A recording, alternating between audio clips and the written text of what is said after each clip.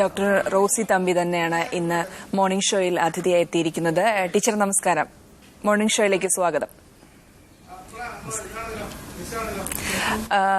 Teacher എപ്പോഴും പറയുന്ന ഒരു കാര്യമാണ് സ്ത്രൈണ ആത്മീയതയും അതിന്റെ വെളിപാടുകളുമാണ് തന്റെ കവിതകളും പഠനവും എന്ന്.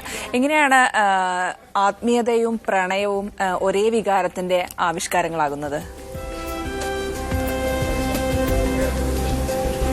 ആത്മീയതയും പ്രണയവും ഒരേ വികാരത്തിന്റെ ഒരേ ഭാവങ്ങൾ തന്നെയാണ്. പ്രണയമില്ലാത്ത ഒരാളിൽ ആത്മീയത ഉണ്ടാകുന്നതല്ല. ജീവനുള്ള ഒരു മരം അത് പുതിയ ഇല തളിരിട്ട് വരുന്നത് പോലെയാണ് ജീവനുള്ള ഒരു വ്യക്തിയിൽ പ്രണയം ഉണ്ടാകുന്നത്, ആത്മീയത ഉണ്ടാകുന്നത്. പ്രണയം നിന്നു പോകുമ്പോൾ ഒരാൾ മരിച്ചുപോയി എന്നാണ് അർത്ഥം. മരിച്ചുപോയ ഒരാൾക്ക് എങ്ങനെയാണ് ആത്മീയത ഉണ്ടാവുക? പക്ഷെ ഇന്ന് നമ്മൾ ആത്മീയത എന്ന വാക്കിന് മതങ്ങളുടെ പ്രത്യേകമായ ഒരു നിയതമായ ചട്ടക്കൂടിനകത്ത് നിന്നുകൊണ്ടാണ് കാണുന്നത്.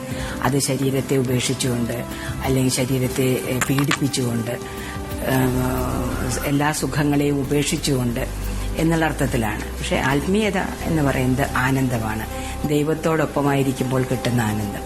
ഒരു പ്രണയി തന്റെ പ്രണയത്തോടൊപ്പമായിരിക്കുമ്പോൾ കിട്ടുന്ന ആനന്ദത്തെ തന്നെയാണ് ആത്മീയത എന്ന് വിളിക്കുക. ഈ പുസ്തകത്തിന്റെ പേര് പ്രണയലുത്തീനിയ എന്നുള്ളൊരു പേര്, അത് കേൾക്കുമ്പോൾ തന്നെ നമുക്കറിയാം, നമ്മളെപ്പോഴും നേരത്തെ സൂചിപ്പിച്ചതുപോലെ പ്രണയത്തെയും ആത്മീയതയും രണ്ട് തലങ്ങളിലാണ് കാണുന്നത്. ഇത് രണ്ടും കൂടെ സമന്വയിച്ച് വരിക എന്ന് പറയുന്നത് ഒരു വലിയ വിഷയമായിട്ട് കാണേണ്ടിയിരിക്കുന്നു. എന്താണ് പ്രണയ ലുത്തീനിയ കൊണ്ട് അർത്ഥമാക്കുന്നത്? ലുത്തീനിയ എന്ന് പറയുന്നത് ഒരു പ്രാർത്ഥനാ രൂപമാണ്. ദൈവത്തിന്റെ അപദാനങ്ങളെ നമ്മൾ വീണ്ടും വീണ്ടും പറഞ്ഞ് നമ്മളുടെ മനസ്സിനെ ശുദ്ധിയാക്കുന്നുണ്ട്. കവിത യഥാർത്ഥത്തിൽ ചെയ്യുന്നത് അതാണ്. പ്രണയം എന്ന് പറയുന്നത് ഏത് കൂരിരുട്ടിലും ഏത് പൊരിവെയിലിലും ഏത് മഴയത്തും ഒരാൾ കാത്തിരിക്കാനും ചേർത്ത് പിടിക്കാനും കൂട്ടുണ്ടായിരിക്കുക എന്നുള്ളതാണ്. അതാണ് ജീവിതത്തിന്റെ ഏറ്റവും നല്ല കാലം. കുറച്ചു കാലമെങ്കിലും നമ്മളങ്ങനെ ജീവിക്കുന്നുണ്ട്. ആ നല്ല കാലത്തെ പ്രണയമെന്നും ആത്മീയത എന്നും ദൈവത്തോടൊപ്പമുള്ള കാലമെന്നും പറയുന്നു. വലിയ വലിയ പോർവിളികളല്ല നമ്മൾക്ക് ആവശ്യമുള്ളത്. നമ്മൾക്ക് വേണ്ടത് ഒരുമിച്ചിരുന്നുകൊണ്ട് കൊച്ചു വർത്തമാനങ്ങൾ പറയുക എന്നുള്ളതാണ്. അതാണ് ലോകത്തെ മാറ്റാൻ കഴിയുന്നത്, ലോകത്തെ സ്വർഗമാക്കാൻ കഴിയുന്നത്. ആത്മീയതയെ ഇന്നത്തെ രീതിയിൽ നമ്മൾ കാണുമ്പോൾ അത് തീവ്രവാദത്തിലേക്കും വർഗീയതയിലേക്കും കടന്നു പോകുന്നതിന് പകരം അതിനെ പ്രണയം കൊണ്ട് പൂരിപ്പിക്കുമ്പോൾ, പ്രേമം കൊണ്ട് പൂരിപ്പിക്കുമ്പോൾ മനുഷ്യർക്ക് ഒന്നിച്ചിരിക്കാൻ പറ്റുന്നു, ആണിനും പെണ്ണിനും ഒന്നിച്ചിരിക്കാൻ പറ്റുന്നു, മത്സരിക്കാതെ ജീവിക്കാൻ കഴിയുന്നു, മനസ്സ് കൂടുതൽ കൂടുതൽ ആനന്ദമുള്ളതായിട്ട് മാറുന്നു. ടീച്ചർ എപ്പോഴും പ്രണയത്തെ കുറിച്ച് എഴുതുന്നത് ടീച്ചറുടെ കുട്ടികൾക്ക് എത്രമാത്രം കൗതുകമുള്ള കാര്യമാണ്? ഞാൻ പറഞ്ഞല്ലോ, പ്രണയം എന്ന് പറയുന്നത് നമുക്ക് ഇപ്പോഴൊരു സദാചാര പ്രശ്നമായിട്ട് നിൽക്കുന്ന ഒന്നാണ്. അത് ശരീരത്തെ മാത്രം കാണുന്നത് കൊണ്ടാണ്. ഒരു സ്ത്രീയും പുരുഷനും അല്ലെങ്കിൽ ഒരേ ലിംഗത്തിൽപ്പെട്ടവർ തന്നെ ശരീരം മാത്രമാണ് നമ്മൾ പ്രേമം എന്ന് പറയുമ്പോഴോ പ്രണയം എന്ന് പറയുമ്പോഴോ പറയുന്നത്. ഞാൻ പാലിക്കുന്നതും എന്റെ കുട്ടികളെ പരിശീലിപ്പിക്കുന്നതും അതിനപ്പുറത്തുള്ള ഒരു സൗന്ദര്യത്തെ എങ്ങനെ ആസ്വദിക്കാം എന്നുള്ളതാണ്. ശരീരത്തെ കടന്നു പോകാനുള്ള മനുഷ്യന് ശരീരം മാത്രമല്ല ആത്മാവും കൂടെയുണ്ട്. ആത്മാവും ശരീരവും ചേരുന്ന ഒരാനന്ദത്തെക്കുറിച്ചുള്ള അന്വേഷണമാണത്. അത് നമ്മൾ പറഞ്ഞാണ് കുട്ടികളെ ഇങ്ങനെ പേടിപ്പിക്കുന്നത്. നമുക്ക് പ്രേമം എന്ന വാക്ക്, പ്രണയം എന്ന വാക്ക് പറയുന്നത് ഒരു അശ്ലീലമായിട്ടോ അല്ലെങ്കിൽ ഒരു സദാചാര വിരുദ്ധമായിട്ടോ അല്ലെങ്കിൽ മതത്തിനെതിരായിട്ടുള്ള കാര്യമായിട്ടാണ് നമ്മൾ സമൂഹം പഠിപ്പിച്ചു പോരുന്നത്. പക്ഷെ സത്യത്തിൽ അങ്ങനെയല്ല. തീർച്ചയായിട്ടും ഒന്നിച്ചിരിക്കാൻ നേരത്തെ പറഞ്ഞതുപോലെ ഒന്നിച്ചിരിക്കാനും പരസ്പരം അംഗീകരിക്കാനും നിനക്ക് ഞാനുണ്ട് എന്ന് പറയാനും, സത്യത്തിൽ എന്നെ ഇങ്ങനെ ഒരു ആശയത്തിലേക്ക് അല്ലെങ്കിൽ ഒരു ജീവിതത്തിലേക്ക് എത്തിക്കുന്നത് യേശു ക്രിസ്തുവിന്റെ ഒരു വാക്കാണ്, ഐ ആം വിത്ത് യു. ഒരു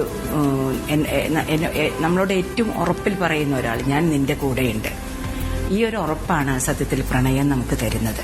അത് നഷ്ടപ്പെട്ടു പോകുമ്പോഴാണ് നമ്മൾ അസ്വസ്ഥരാകുന്നത്, നമ്മളുടേതായിട്ടുള്ള എല്ലാത്തരം ദുഷ്ടതയും പുറത്തെടുക്കുന്നത്, ഹിംസയും വഞ്ചനയും ചതിയും തീവ്രവാദവും വിഭാഗീയതയും ഒക്കെ പുറത്തെടുക്കാൻ കഴിയുന്നത്. ഈ പോർവിളികൾക്കുള്ള കാരണം അതാണ്. ഈ പോർവിളികളെ അവസാനിപ്പിക്കുന്നത് നമ്മളിലുള്ള പ്രണയം കൊണ്ടാണ്. അതിന് നമ്മൾ പൈങ്കിളിയെന്നോ അല്ലെങ്കിൽ സദാചാര വിരുദ്ധമെന്നല്ല പറയേണ്ടത്. ഒരിക്കൽ പ്രണയത്തിൽ പെട്ടുപോയ ഒരാൾക്കറിയാം എങ്ങനെയാണ് അയാളുടെ ജീവിതം മുമ്പത്തേക്കാൾ കൂടുതൽ സുന്ദരമായി തീർന്നത് എന്ന്. അത് നമ്മൾക്ക് തിരഞ്ഞെടുക്കാൻ കഴിയുന്നതല്ല, നമ്മളെ തിരഞ്ഞെടുക്കുന്നതാണ്. ഞാൻ അതിന് കൊടുക്കുന്ന വാക്ക് ദൈവം എന്നാണ്. ദൈവം ഒരാളെ തൊടുമ്പോൾ മാത്രമേ അയാൾക്ക് പ്രണയത്തിലേക്ക് എത്തിപ്പെടാൻ കഴിയൂ.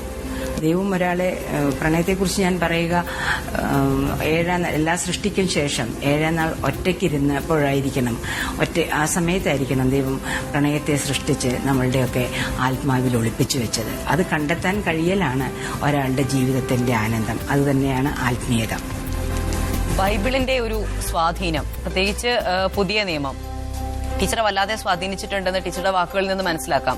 കാരണം പ്രണയത്തിലായാലും ബൈബിളിലായും പറയുന്നത് ഒരു കാര്യമാണ്, ഞാൻ നിന്നോട് കൂടെയുണ്ട് എന്നതാണ്. അതുകൊണ്ട് തന്നെ ഇത് ഒരുപക്ഷെ മതപരമായ കാര്യങ്ങൾ അല്ലെങ്കിൽ നമ്മൾ മതപരമായി ചിന്തിക്കുമ്പോൾ അതിൽ നിന്നും അടർത്തിയെടുത്ത് അല്ലെങ്കിൽ സ്ത്രൈണ ഭാവങ്ങൾ കണ്ടെത്തുക, ആത്മീയ ഭാവങ്ങൾ കണ്ടെത്തുക, പ്രണയഭാവങ്ങൾ കണ്ടെത്തുക എന്നൊക്കെ പറയുമ്പോൾ അതൊരു വലിയ വിമർശനത്തിന് വിധേയമാവാനുള്ള സാധ്യതയുണ്ട്. എങ്ങനെയാണ് ഇത്തരം വിമർശനങ്ങളിൽ നിന്ന് മാറി നിന്നുകൊണ്ട് പ്രണയത്തെയും ധ്യാനത്തെയും ഒന്നിപ്പിച്ചു കൊണ്ടുപോകാൻ കഴിയുന്നത്?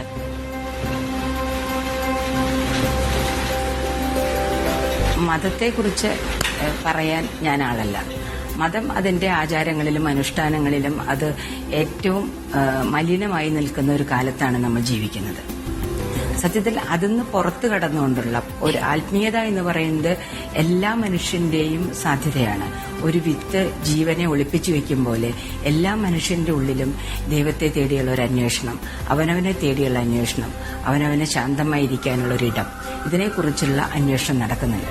പക്ഷെ മതം അത് സാധ്യമാക്കുന്നുണ്ടെന്ന് എനിക്ക് തോന്നിയിട്ടില്ല.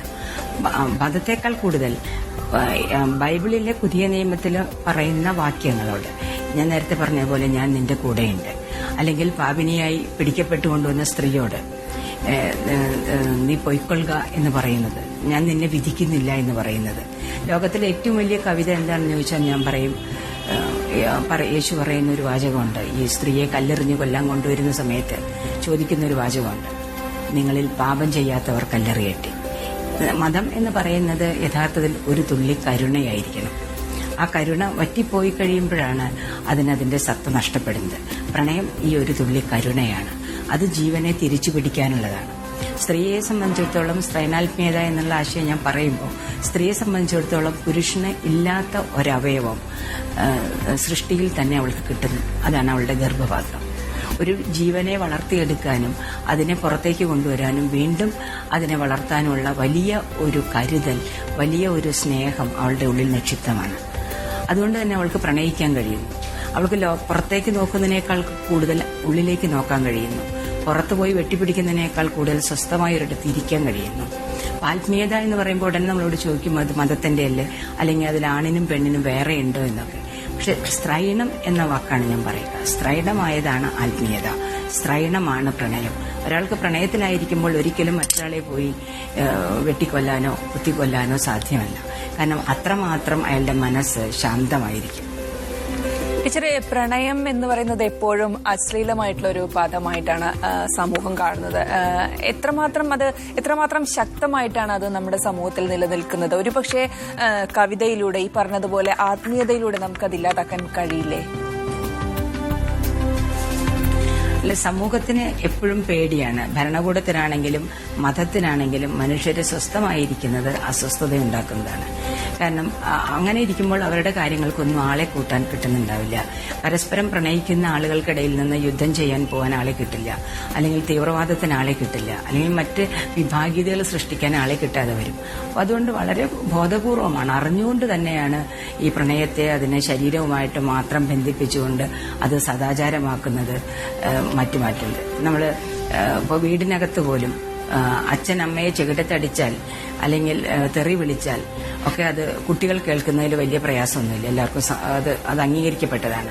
അതേസമയം വളരെ സ്നേഹത്തോടെ അച്ഛൻ അമ്മയ്ക്ക് ഒരു ഉമ്മ കൊടുക്കുകയോ അമ്മ അച്ഛനെ ഒന്ന് കെട്ടിപ്പിടിക്കുകയോ ചെയ്താൽ അയ്യേ ഉടനെ പറയും അതൊരു അശ്ലീലമാണ്. നമ്മളുടെ ശ്ലീലാശ്ലീലങ്ങളുടെ സങ്കല്പങ്ങൾ മാറേണ്ടതുണ്ട്. എങ്ങനെ ഒന്നിച്ചിരിക്കാം, എങ്ങനെ സ്നേഹിക്കാം, എങ്ങനെ പരസ്പരം അംഗീകരിക്കാം, എങ്ങനെ പരസ്പരം നിനക്ക് ഞാനുണ്ട് കൂടെ എന്ന് പറയാം. കാരണം മനുഷ്യജീവിതം എന്ന് പറയുന്നത് വളരെ നിസ്സാരമായ ഒന്നാണ്. എത്ര വലിച്ചു നീട്ടിയാലും ഒരു 100 വർഷത്തേക്ക് അപ്പുറത്തേക്ക് നമുക്കതിനെ കൊണ്ടുപോകാനേ കഴിയില്ല. അതിനിടയിൽ എന്തിനാണ് നമ്മൾ ഇത്രമാത്രം അസഹിഷ്ണുക്കളായി മാറുന്നത്? അതാണ് ഞാൻ കവിതയിലും എൻ്റെ എഴുത്തിലും ധ്യാനത്തിലും ഒക്കെ അന്വേഷിക്കുന്ന കാര്യം. എൻ്റെ മക്കൾക്ക്, അവരുടെ മക്കൾക്ക് കുറച്ചുകൂടി നല്ല ഒരു ലോകത്തിൽ ജീവിക്കാനുള്ളൊരിടം, അത് സ്ത്രീയെന്നും പുരുഷനെന്നും മത്സരിക്കാതെ, ഇന്ന ജാതിയെന്നും മത്സരിക്കാതെ അവർക്കൊന്നിച്ചിരിക്കാനുള്ളൊരിടമാണ് പ്രണയമെന്ന വാക്കിലൂടെ ഞാൻ അന്വേഷിച്ചുകൊണ്ടിരിക്കുന്നത്. ഒരു കവയത്രി എന്നതിലപ്പുറം ഒരു അധ്യാപികയാണ്, അതും കോളേജ് അധ്യാപിക എന്ന് പറയുമ്പോൾ സ്വാഭാവികമാണ് പ്രണയത്തിന്റെ വസന്തകാലം തന്നെ ക്യാമ്പസുകളാണ്, ഒപ്പം സർഗാത്മകതയുടെയും. പക്ഷേ അടുത്ത കാലത്തായി അതിൽ മാറ്റം വന്നിട്ടുണ്ടാകാം. എങ്ങനെ കാണുന്നു ക്യാമ്പസിലെ സർഗാത്മക കഴിവുകളെ പ്രോത്സാഹിപ്പിക്കുന്ന, അല്ലെങ്കിൽ അത്തരത്തിലുള്ള കഴിവുള്ള കുട്ടികൾ ഇപ്പോഴും ക്യാമ്പസിലുണ്ടോ? എന്തെല്ലാമാണ് അവർക്ക് വേണ്ടി ചെയ്യുന്നത്? 24 വർഷമായിട്ടും പഠിപ്പിച്ചുകൊണ്ടിരിക്കുന്നത് വിമൻസ് കോളേജിലാണ്. ഏറ്റവും ചൊറുചൊറുക്കുള്ള ഒരു കുട്ടി ആ പ്രായത്തിലാണ് അവരെ നമ്മൾ കാണുന്നത്. അതുകൊണ്ട് തന്നെ നമ്മളുടെ പ്രായവും മാറുന്നില്ല. 18, 19, 20 വയസ്സിലാണ് ഞങ്ങളുടെ അടുത്ത് കുട്ടികൾ വരുന്നത്. അവരുടെ ജീവിതത്തിലെ ഏറ്റവും നല്ല കാലം. എല്ലാ പരിമിതികൾക്കുള്ളിലും അവരെ ഏറ്റവും അധികം സർഗാത്മകതയോടെ പ്രതികരിക്കുന്ന തന്നെയാണ് കാണാൻ കഴിയുന്നത്. ഒരുപക്ഷെ സമൂഹം ആവശ്യപ്പെടുന്ന സർഗാത്മകതയാവണം എന്നില്ല. എങ്ങനെ അവർ പൊതുകാര്യത്തോട് ഇടപെടുന്നു, തർക്കിക്കുന്നു എന്നുള്ളതിനേക്കാൾ കൂടുതൽ ഓരോ നിമിഷവും ഓരോ ക്ലാസ് മുറിയിൽ ചെല്ലുമ്പോഴും എനിക്കത് ഞാൻ ദേവാലയത്തിൽ പോകുന്ന പോലെയാണ് ക്ലാസ് മുറിയെ ഞാൻ കാണാറ്. എൻ്റെ കുട്ടികളും അങ്ങനെയാണ് കാണാറ്. തീർച്ചയായിട്ടും അവരുടെ ഏറ്റവും നല്ലതിനെയൊക്കെ ക്ലാസ് മുറിയിൽ അവർ പുറത്തെടുക്കാറുണ്ട്. തീർച്ചയായിട്ടും പ്രതീക്ഷയുണ്ട്. നമ്മളെക്കാൾ, എൻ്റെ കാലത്തേക്കാൾ കൂടുതൽ എനിക്ക് പ്രതീക്ഷ എൻ്റെ കുട്ടികളുടെ കാലത്തുണ്ട്. അവർ കുറെ കൂടി കാര്യങ്ങളെ യാഥാർത്ഥ്യത്തോടെ കാണുന്നതും നേരിട്ട് എതിർക്കാതെ ഒഴിഞ്ഞു പോയിക്കൊണ്ട് അവരവരുടെ ലോകം ഉണ്ടാക്കാൻ പ്രാപ്തിയുള്ളവരായി തീർന്നിട്ടുണ്ട്. ഞാൻ പറയാറുണ്ട്, ജലമാണ് എനിക്ക് ഏറ്റവും ഇഷ്ടമുള്ള ഇമേജ്. ജലത്തിന്റെ ഒരു പ്രകൃതം, പ്രത്യേകിച്ച് സ്ത്രീക്ക് ധാരാളം വഴങ്ങുന്നതാണെന്ന് തോന്നിയിട്ടുണ്ട്. ജലം ഒഴുകി വരുമ്പോൾ അതിന്റെ മുന്നിലൊരു വലിയ പാറ ഇങ്ങനെ ഉയർന്നു നിൽക്കുകയാണെങ്കിൽ വെള്ളം ചെയ്യുക, തൊട്ടപ്പുറത്തുകൂടെ ഇങ്ങനെ 2 സൈഡിലൂടെയും ഒഴുകി പിന്നെ ഒന്നിച്ച് പരന്നൊഴുകാൻ തുടങ്ങും. അപ്പോൾ ഈ പാറ ഇങ്ങനെ, അതിശക്തനായിട്ടുള്ള ഈ പാറ ഇങ്ങനെ എളിഭ്യനായിട്ട് അവിടെ നിൽക്കും. ഇത് ഒരു വലിയ ഗുണമായിട്ട് ഞാൻ കുട്ടികൾക്ക് പറഞ്ഞു കൊടുക്കാറുണ്ട്. ഞാൻ എൻ്റെ ജീവിതത്തിലും പാലിക്കുന്ന ഒരു കാര്യമാണ്. എങ്ങനെയാണ് നമുക്ക് ഏറ്റുമുട്ടാതെ ഒഴിഞ്ഞു പോകലിലൂടെ നമ്മുടേതായിട്ടുള്ള എല്ലാവർക്കും നല്ലതായിട്ടുള്ളൊരു ലോകം സൃഷ്ടിക്കാൻ കഴിയുന്ന, അത് എന്നെ പഠിപ്പിച്ചത് ആത്മീയതയും പ്രണയവും ധ്യാനവും ചേരുന്ന ഒന്നാണ്. പിന്നെ എങ്ങനെ വേണം എന്ന് ചോദിച്ചാൽ, ഈ ജലം അതിന്റെ വഴി കണ്ടെത്തും പോലെ ഓരോരുത്തരും അത് കണ്ടെത്തേണ്ടതാണ്.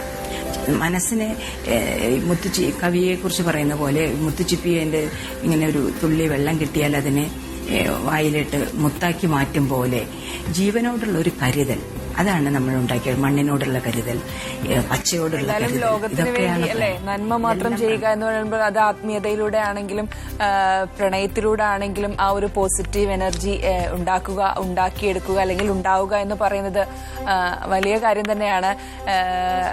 ടീച്ചറോട് ഇത്രയും നേരം സംസാരിക്കാൻ കഴിഞ്ഞതിൽ വളരെ സന്തോഷമുണ്ട്. ഇന്ന് 2 പുസ്തകങ്ങളാണ് ടീച്ചറുടേതായിട്ട് പ്രകാശനം നടക്കുന്നത്. എല്ലാവിധ ആശംസകളും നേരുന്നു. വളരെ സന്തോഷം മോർണിംഗ് ഷോയിൽ അതിഥിയായി പങ്കെടുത്തതിൽ. സന്തോഷം.